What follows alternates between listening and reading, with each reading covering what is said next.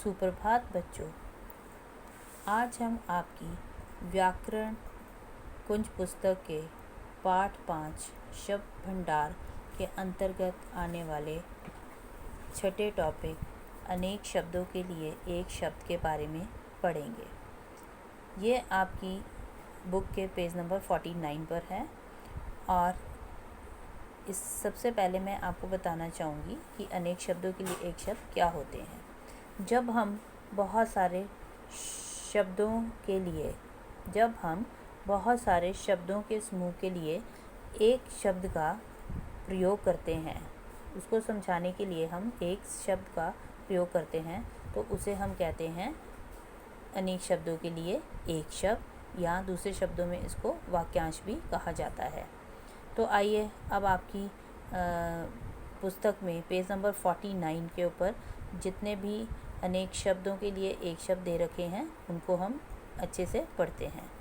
सबसे पहला शब्द आपका है जो कभी ना मरे। जो कभी ना मरे, वो कौन होता है? अमर। इसके लिए एक शब्द क्या प्रयोग किया गया है? अमर। दूसरा वाक्यांश है आपका जिसका कभी अंत ना हो। जिसका कभी अंत ना हो, इसके लिए वाक्यांश क्या यूज़ किया गया है? अनंत। इसके लिए एक शब्द क्या यूज़ किया गया है? अनंत। उसके बाद तीसरे नंबर पे है जो कभी बूढ़ा ना हो। जो कभी बूढ़ा ना हो, इसके लिए एक शब्द क्या यूज़ किया गया है? अजर। इसके लिए एक शब्द क्या यूज़ किया गया है? अजर। उसके बाद चौथा वर्ड है आपका जो ईश्वर की सत्ता में विश्वास रखता हो। अब सत्ता किसको बोला है? शक्ति। सत्ता किसको बोला है? शक्ति को। जो ईश्वर की सत्ता में विश्वास रखता हो उसे क्या कहते हैं? आस्तिक। उसे क्या कहा जाता है? आस्तिक। उसके बाद नंबर 5 जो ईश्वर की सत्ता में विश्वास ना रखता हो, यानी जो ईश्वर में विश्वास ना करता हो, उसे क्या कहा जाता है? नास्तिक। उसे क्या कहा जाता है? नास्तिक। देन नंबर 6 जिसका कोई शत्रु ना हो। जिसका कोई शत्रु ना हो, उसे कहते हैं अजात शत्रु। इसके लिए एक शब्द क्या है? अजात शत्रु। उसके बाद नंबर 7 है जिसका कोई मूल्य ना आंका ना जा सके। जिसका कोई मूल्य आंका ना जा सके, इसके लिए एक शब्द क्या है? अमूल्य, जिसको आप बोलते हो प्राइसलेस। उसके बाद 8वां है जिसके आने की तिथि निश्चित ना हो। तिथि किसको बोलते हैं? दिनांक को, डेट को। जिसके आने की तिथि निश्चित ना हो, मतलब उसके आने का टाइम जो है वो निश्चित ना हो, उसे क्या बोलते हैं? अतिथि। उसे क्या बोलते हैं? अतिथि। देन नंबर 9 जिसका कोई संरक्षण ना हो। जिसका कोई संरक्षण ना हो। जिसका कोई संरक्षक ना हो, जिसका कोई संरक्षक ना हो, उसे क्या बोलते हैं? अनाथ। उसे क्या कहा जाता है? अनाथ। उसके बाद नंबर 10 जिसका कभी जन्म नहीं होता। जिसका कभी जन्म नहीं होता, उसके लिए एक शब्द क्या है? अजन्मा। उसका एक शब्द क्या है? अजन्मा। नंबर 11 जिसे छोड़ा या हटाया ना जा सके। जिसे छोड़ा और हटाया भी ना जा सके, उसके लिए एक शब्द क्या है? अनिवार्य। इसके लिए एक शब्द क्या है? अनिवार्य। देन नंबर 12 जो या जैसे पहले कभी ना हुआ हो। जो या जैसे पहले कभी ना हुआ हो, इसके लिए एक शब्द है अपूर्व और अभूतपूर्व, या अपूर्व या अभूतपूर्व। उसके बाद नंबर 13 है जो कहा ना जा सके, मतलब जिसको आप कह ही नहीं सकते, उसके लिए एक शब्द क्या है? अकथनीय। इसके लिए एक शब्द है अकथनीय। नंबर 14 जो पढ़ने लायक ना हो। जो पढ़ने लायक ना हो, इसके लिए एक शब्द है अपठनीय। एक शब्द क्या है इसका? अपठनीय। उसके बाद नंबर 15 जो दिखाई ना दे सके। जो दिखाई ना दे सके।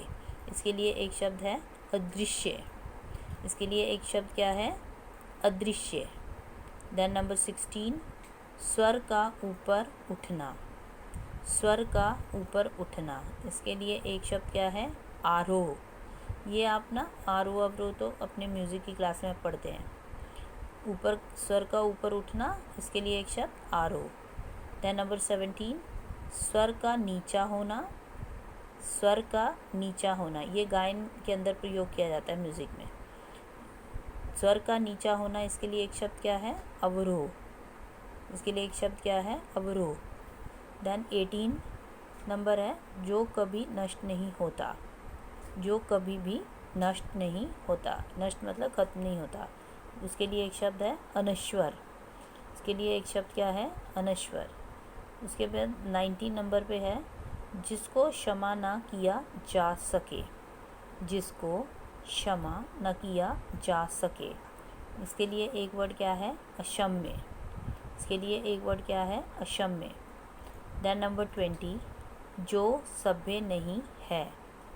जो सभ्य, सभ्य किसको बोलते हैं? Civilised, educated. जो सभ्य नहीं है उसे कहते हैं असभ्य।